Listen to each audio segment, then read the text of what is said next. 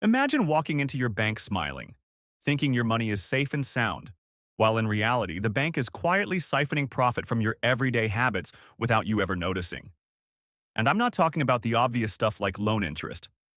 I'm talking about the sneaky, subtle ways that banks turn your routine into revenue. The kind of tricks that make you go, wait, they can do that? Let's start with overdraft timing, because it sounds boring, but it's actually infuriating. Most people think if their salary hits their account on payday, that's it. They're safe. But what banks don't advertise is the way they process transactions. Withdrawals usually get processed before deposits. That means if your direct debit for rent or your gym membership leaves your account at 6 a.m. and your salary doesn't officially clear until 2 p.m., you might dip into your overdraft for just a few hours. Will the bank forgive a few hours in the red? Not a chance. They'll slap on a daily overdraft fee or interest charge, even if you fixed it the same day. That tiny timing trick earns banks millions each year. And then there's the minimum balance trap. Some accounts swear they're fee-free, as long as you keep, say, $1,500 in your account. Sounds easy, right? But here's the catch. If you dip below that threshold, even by a single pound for a single day in a month, you can get hit with a maintenance fee of $10 or more. Multiply that across thousands of accounts, and suddenly your bank is raking in hundreds of millions just because you bought a coffee at the wrong time. Now, credit cards are where the real magic trick happens.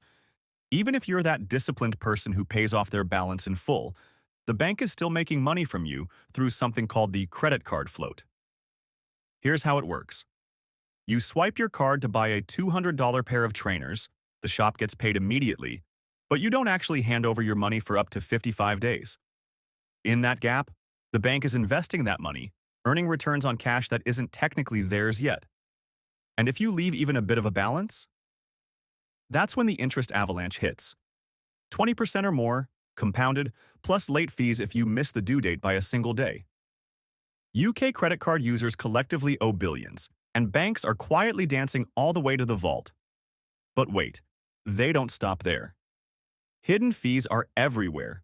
Foreign transaction fees of 2 to 3% that sneak in when you buy a croissant in Paris.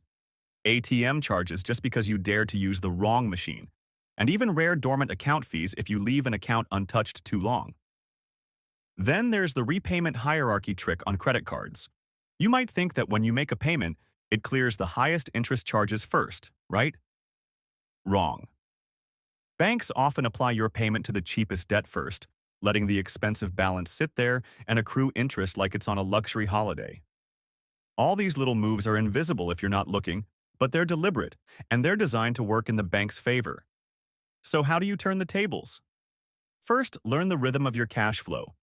Know when your deposits hit and when your bills leave, and schedule accordingly. Second, set alerts so you never drop below your minimum balance by accident. Third, treat your credit card like a viper. Pay it in full, on time, every time, and know your statement date so you never get caught in the late fee trap.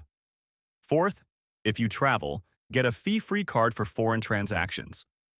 And lastly, comb through your statements like a detective and challenge any unfair charges. Banks often reverse fees if you catch them quickly. The truth is, banks are masters of behavioral finance. They know most people are busy, distracted, and a little careless with timing, and they profit from exactly that. But once you see the game, it's hard to unsee it.